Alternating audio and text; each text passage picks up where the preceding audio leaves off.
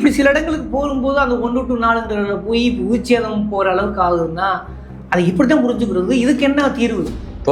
அவர் ஜெயிக்கிறார் தோக்குறத விடுங்க, இப்படி மக்கள் தொடர்ந்து பாதிக்கப்படுறாங்கல்ல, அவர் ரசிகதான பாதிக்கப்படுறாங்க. அது பத்தி அவர் என்ன அவர் நிலைப்பாடு என்ன சொல்றேன்னா, அதுக்கு என்னவே ஒரு தீர்வு இல்லையா? போன நேரம் தீர்வே கிடைக்காது. தற்கொலைகிட்ட தீர்வு எதிர்பார்க்க முடியும், முட்டாள்கிட்ட தீர்வு இல்ல. இப்ப இந்த வர காட்சியில பார்த்தா அப்படி தூக்கிட்டு போயிட்டு இருக்காங்க. அதான் நான் சொல்றேன். எனக்கு என்னன்னா, நான் என்ன சொல்றேன்,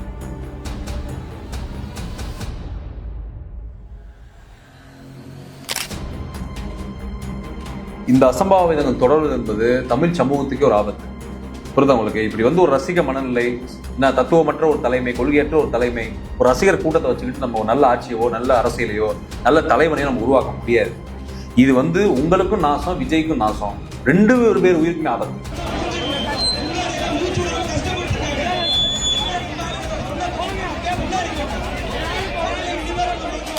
கவனிச்சிருப்பேன்ல? அப்ப நீ திருப்பூர் போனா இதான் பேசியிருக்கணும், நீ அதை பேசல.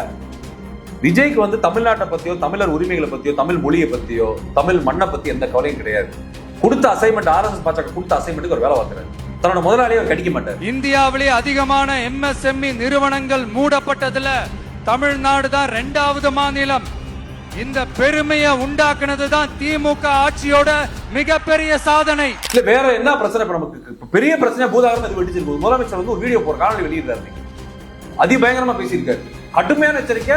தமிழ்நாட்டிலிருந்து அனுப்பி வைக்கப்படும் எச்சரிக்கை இது. தேர்தல், ஆட்சி அதிகாரம் இதெல்லாம் எங்களுக்கு 2ஆம் பட்சம் தான். பிரதமர் மோடி அவர்களே, மீண்டும் சொல்றேன், இது தமிழ்நாட்டிலிருந்து உங்களை நோக்கி விடுக்கப்படக்கூடிய இறுதி எச்சரிக்கை. இன்னொன்னு நான் சொல்றேன், எனக்கு இந்த மேல சந்தேகமா இருக்கு. இந்த மாதிரி கூட்டத்தை காமிக்கணும், யாருமே பிரச்சாரம் பண்ணல எந்த கட்சியுமே. இந்த நேரத்தை நம்ம பிரச்சாரம் பண்ணா எல்லா கூட்டம் நம்மளை தேடி வருவாங்க. எவன் செத்தா நமக்கு என்ன? ஆமா, அப்படிதான் இருக்காரு அவரு. பச்சிலம் குழந்தைய கூப்பிட்டு வர்றேன், வேட்பாளர் மயக்கம் போட்டு கிடக்கான், பெண்கள் மயக்கம் போட்டு கிடக்காங்க, 10 பெண்கள் மயக்கம் போட்டு கவலை ஹாஸ்பிட்டல் கிடக்காங்க. பச்சிலம் குழந்தைங்க வதைப்படுத்து கதறுது. இந்த கூட்டம் நடந்து நான் சொல்லிட்டு இருக்கேன், லைவ் அப்டேட் நான் சொல்லிட்டு இருக்கேன். தடுப்பு போட்டிருக்காங்க, தடுப்பு மீறி வரக்கூடாது. தடுப்பு மீறி வந்தா கரூர் மாதிரி ஒரு ஸ்டாம்பீட் ஆகும். அதுக்கு தான் தடுப்பு போடுறேன். போலீஸோட தடுப்பு உடைச்சிட்டு ஓடி